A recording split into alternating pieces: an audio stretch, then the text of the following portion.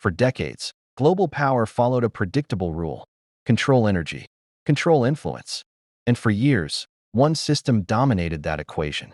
A system built on sanctions, financial pressure, and control over global markets. But in just a few weeks, that system didn't just weaken. It started to unravel. And what caused it reveals something deeper, something most global powers don't want to admit.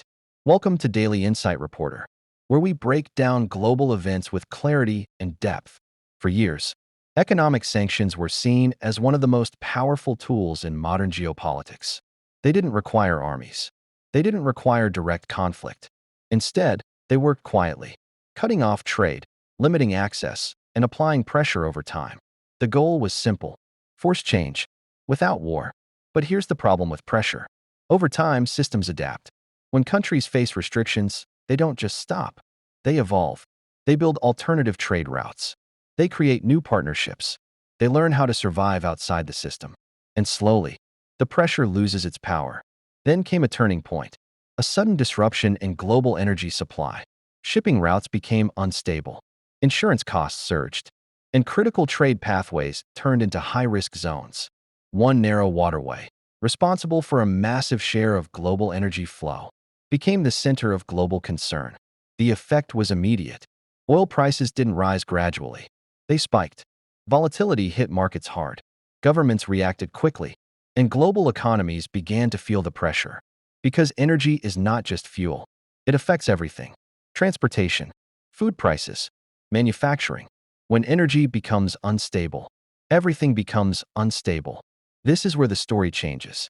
Faced with rising costs and economic pressure, decision-makers were forced into a difficult choice: maintain strict policies or stabilize the global market. And in that moment, strategy shifted, quietly, without major announcements. But the impact was massive. This wasn't about diplomacy. It wasn't about agreements. It was about necessity. When economic pressure reaches a certain point, even the strongest policies can change. Because in global politics, tools are only useful until they become too expensive to use. Now let's go deeper. Because this isn't just about one decision. It's about leverage. In global systems, power doesn't come from who is right. It comes from who controls something others need. And in this case, that something is energy. When supply becomes uncertain, those who can provide it gain influence, not through force, but through necessity. Countries begin negotiating differently. Terms shift, conditions change, and suddenly, the balance of power looks very different. There's another layer to this: currency. For decades, global energy trade has relied heavily on a single system. But when new payment methods begin to emerge, it creates small cracks. At first, they seem insignificant. But over time, those cracks can reshape entire financial systems. And then there's geography. Certain locations in the world hold strategic importance far beyond their size. Control over key routes means control over flow. And control over flow means influence. This is where economics and geography intersect. Now bring this down to everyday life. Because these changes don't stay at the top. They affect everyone. Fuel prices rise. Transportation costs increase. Basic goods become more expensive. For families, this means tighter budgets. For businesses, it means uncertainty. And for governments, it becomes a political challenge.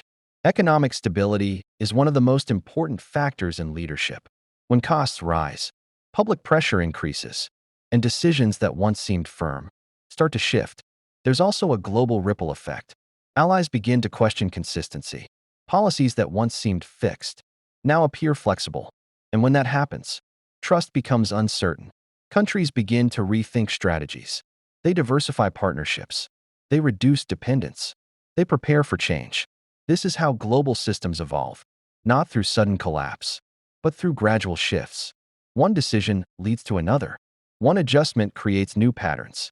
And over time, a completely new structure begins to form. So what does this mean? It means we are moving toward a world where power is more distributed, where no single system dominates completely, where influence depends on adaptability, not just control. And this raises an important question. Is this a temporary adjustment or the beginning of a long-term transformation?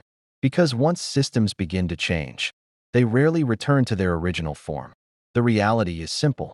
Global power is not static. It shifts, it adapts, and sometimes it surprises everyone. What we are witnessing is not just a policy change.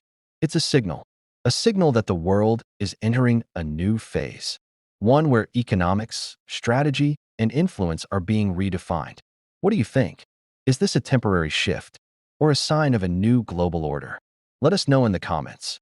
And if you want more deep insights like this, subscribe to Daily Insight Reporter, because the world is changing and staying informed has never been more important.